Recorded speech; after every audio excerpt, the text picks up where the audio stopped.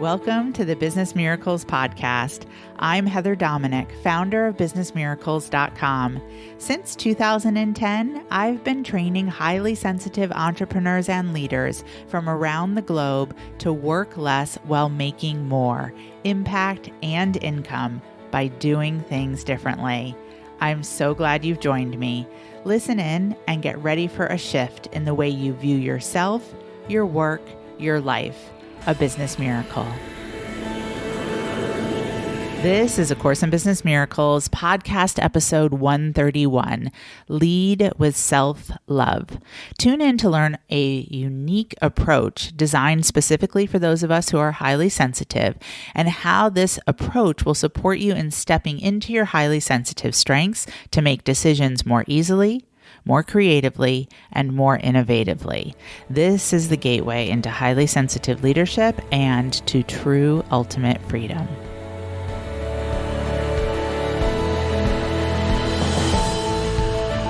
Self-love is rooted in honesty. We have to start being more honest with what we need and what we deserve and start serving that to ourselves. I don't think that loving yourself is a choice. I think that it's a decision that has to be made for survival. Quote from musician, singer, artist, activist Lizzo. What I would like to highlight from that quote is start serving that to ourselves. This speaks to one of the key pieces of a highly sensitive leadership journey, which is personal responsibility versus taking things personally. When we are in our highly sensitive shadows, untrained, under-functioning as highly sensitives, we walk around with wounds from our past, from others just not understanding who we were, who we are as highly sensitives, not understanding or knowing how to work with a child, a young adult, with a highly sensitive nervous system.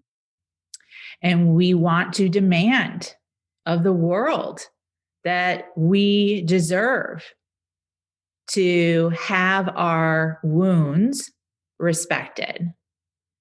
We hold the people in our current present life responsible for what did not happen in the past. We hold our partners responsible.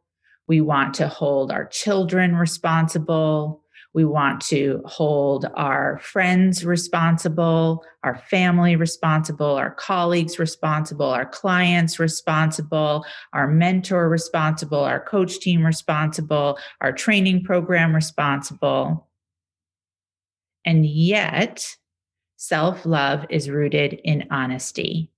We have to start being more honest with what we need, what we deserve, and start serving that to ourselves. And that is everything that highly sensitive leadership training is about. Back to the quote. I don't think that loving yourself is a choice. I think it's a decision that has to be made for survival. Soothing tends to be an unconscious decision. Nurture is a conscious decision that is made over and over and over again to be proactive in encouraging the growth or development of yourself as a highly sensitive entrepreneur and leader. It is a decision. Nurture is a decision of empowerment. It is a decision to start serving yourself. Therefore, an act of self-love. Self-love connected to consciousness. Self-love is regard for one's own well-being and happiness. chiefly considered as a desirable rather than a narcissistic characteristic. I take things personally. That is me operating from my narcissistic wounds, my highly sensitive shadow wounds. I take responsibility, personal responsibility, to start serving that to myself. That is regard for my own well being and happiness, self care. The practice of taking action to preserve or improve one's own health and well being. Self care without self love is an act of coping, used as soothing, and more of a narcissistic action. Self care from a place of self love is creating. It is an aspect of building one's highly sensitive strengths and an act of personal responsibility. So, how do we go about this? How do we go about this act of self love? And how is this an aspect of leadership? Cultivating leadership power as an act of self love is done by consistently showing up. We put in place an act of consistently showing up consciously in order to break the cycle of complacency and operating on autopilot. It is an opportunity to challenge the mind, and particularly the ego mind, the fear-based part of the mind, that without that act of showing up to a place where you are challenged to think differently and operate differently, then the ego mind will do everything it can to have you operate from complacency and autopilot. And that doesn't matter if you're super productive in that place of complacency and autopilot, because productivity doesn't automatically equal self-love. And then therefore, productivity doesn't automatically equal leadership. All it equals is productivity. Checking things off the to-do list.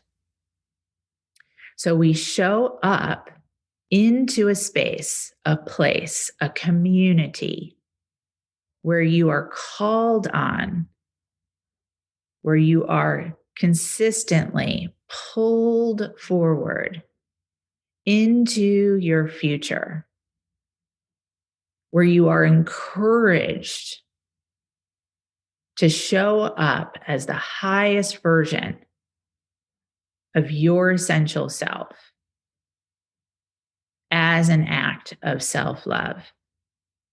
By doing this, you're bolstering all of your highly sensitive strengths, but particularly the strengths of conscientiousness that we share as highly sensitives, and the strength of empathy, so that both of those strengths can really be going to work for you. Otherwise, conscientiousness, from a shadow perspective, falls into perfectionism, paralysis analysis, over responsibility. Empathy, from a shadow space, falls into people pleasing, overprotection. Self-love begins with being present enough within your own body to hear the guidance of your heart. and then to cultivate the courage of conviction to follow it. Because again, where's the ego mind going to try to bring you? It's going to bring you back to complacency. It's going to bring you back to autopilot. It's going to bring you back to past patterns. And it's going to bring you back to operating from your socialized self, all as an attempt to try to protect you and keep you safe. So it's one thing to connect in every week as an act of self-love to strengthen leadership by being equipped to tap into your strengths, hear the guidance of your heart. And then it's a whole nother ball of wax to have the courage of conviction to follow through on the guidance that you hear. So showing up is an act of self-love. It is also an act of kindness, being kind to yourself. And that's where self-love differentiates from self-care. Because your socialized mind probably wouldn't associate showing up as an act of self-care. Your ego mind is screaming right now, wait, where's my bubble bath? Wait, where's my hours on end where I get to journal and drink my herbal tea? Wait, where's my favorite pizza and Netflix? But self-love or self-care stemming from a place of self-love is going to look and feel very different than self-care as an act of soothing. Showing up is kindness in action. And then that kindness in action ripples out into all the ways that you show up. Suddenly there is kindness in places that perhaps you haven't experienced or associated kindness before. Kindness shows up in difficult conversations. Kindness shows up in selling conversations. Kindness shows up in marketing. Kindness shows up in leading your team. Not kindness as people pleasing, but kindness as leadership. So this is the gateway to highly sensitive leadership, self-love. And self-love is an act of privilege of agency.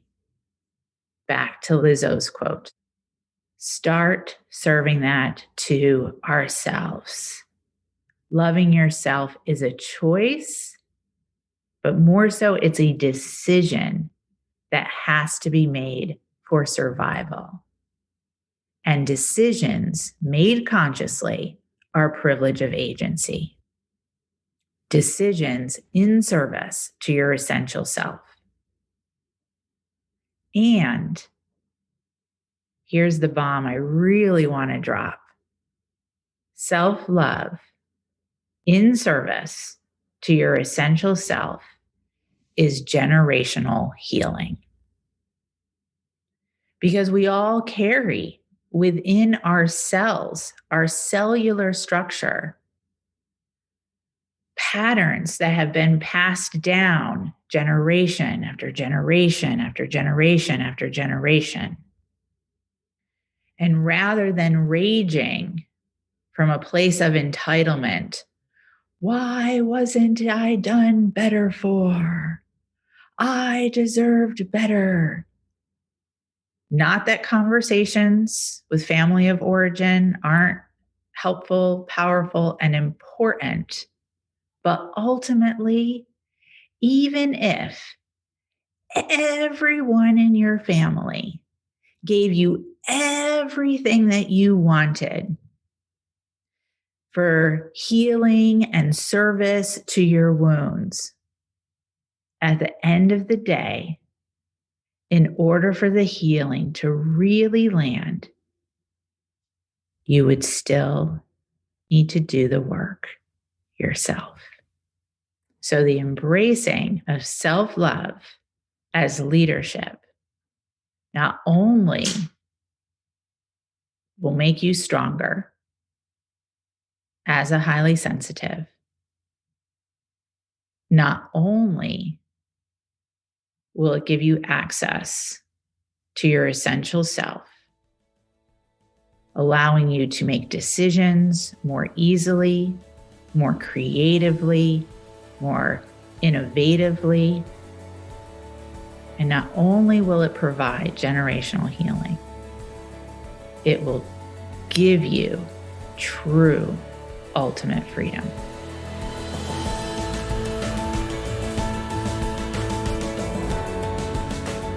Thank you for being a part of this Business Miracles podcast episode and for beginning to dip your toe into the journey of highly sensitive leadership training. If you are ready to truly use your sensitivities as strengths in all parts of your work and life, I invite you to connect for a one-on-one chat. You will experience being deeply listened to, and together we'll get a sense of whether the highly sensitive leadership training programs are the best next step for you and your highly sensitive journey at this time. Just go to www.claritycall.com to schedule a conversation. We so look forward to connecting with you. Talk to you soon.